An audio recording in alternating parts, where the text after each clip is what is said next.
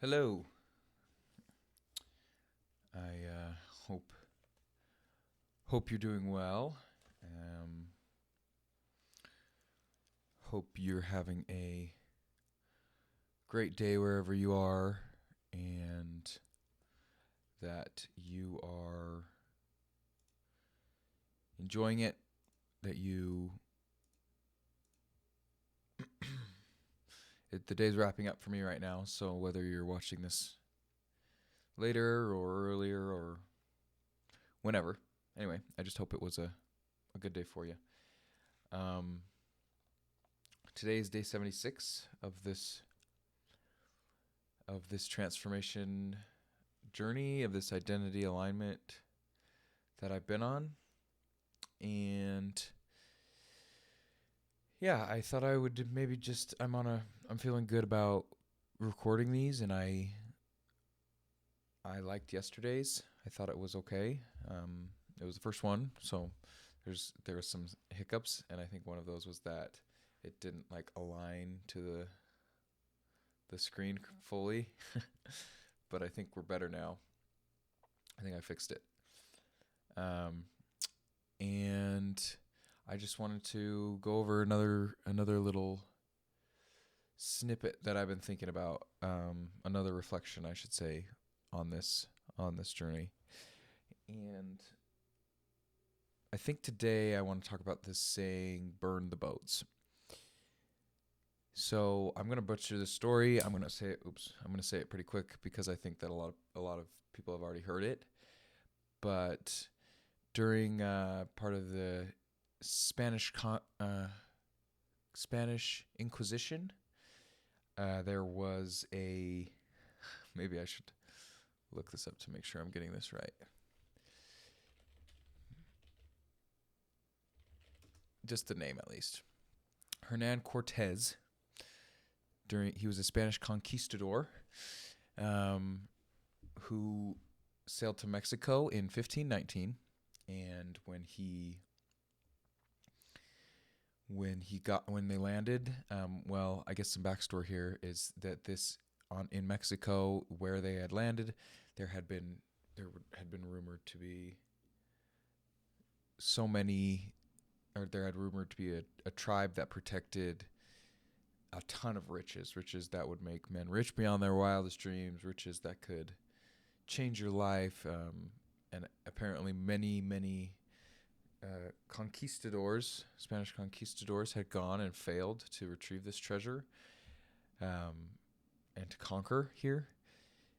And when Hernan Cortez did this, when he got his men together, they sailed to Mexico.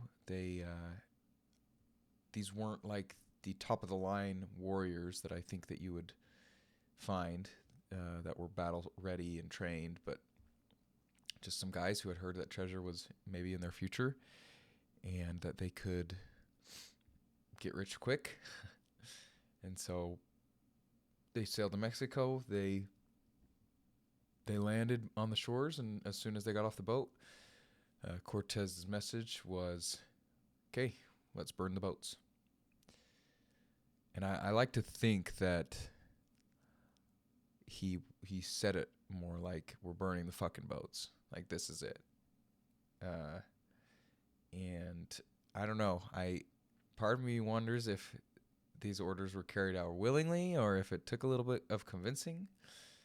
But they burned the boats, and with no way out except for the boats of those that they were trying to conquer, or the resources, they they conquered, and they had done what previous conquistadors had tried to do, and they had successfully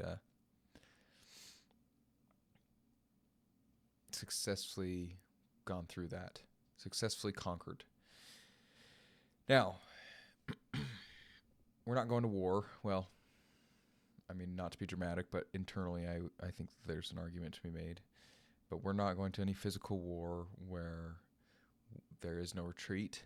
We're not going to searching for physical treasure.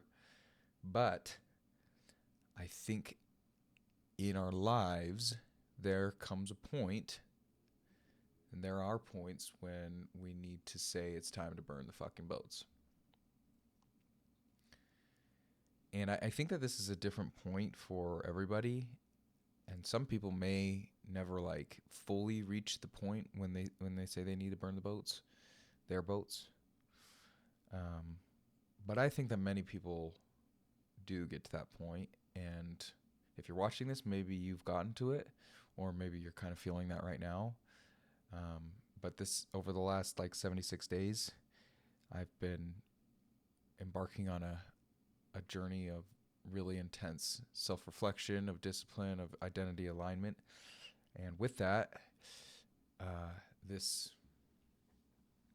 mantra has kind of rung out and stuck with me. And I've told myself it like hundreds and hundreds of times, that I have burned my boats. And it's really hard to do this in a mental sense, because obviously all of those boats are still always going to be there. All of those all of the ways out that were there before for you, to back out of that self-alignment, of that identity calculation, of that identity realignment, those boats won't leave, even if you say you burn them, because that's just the way that, like I said, this is a mental representation of a physical act.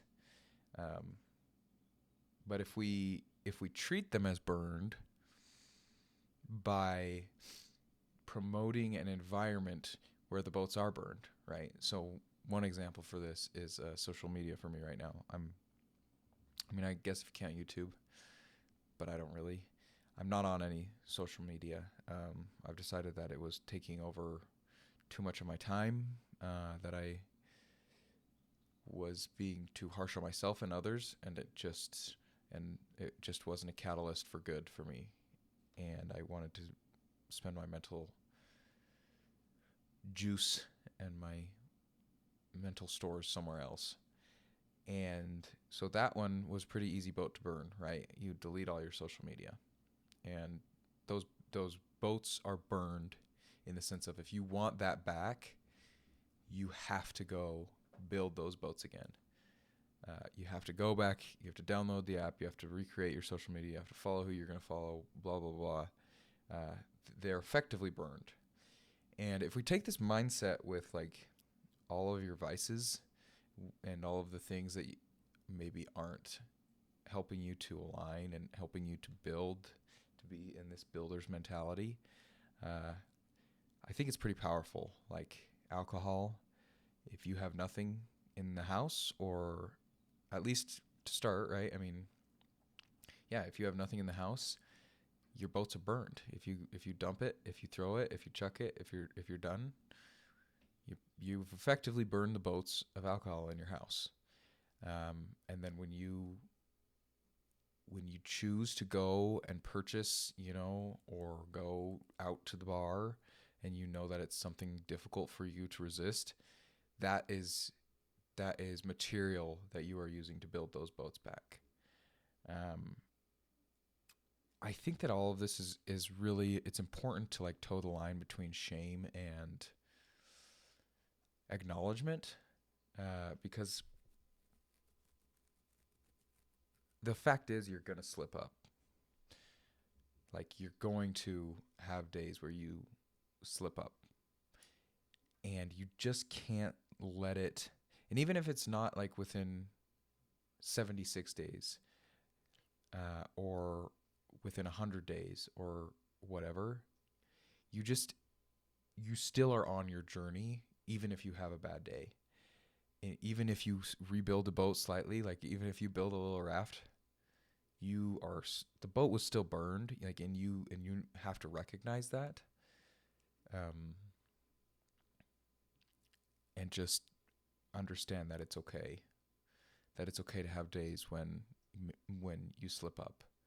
But that doesn't, it also doesn't mean, you know, it's permission to slip up, but it's more permission to forgive yourself. Like give yourself a permission to forgive yourself after the fact, if that makes sense.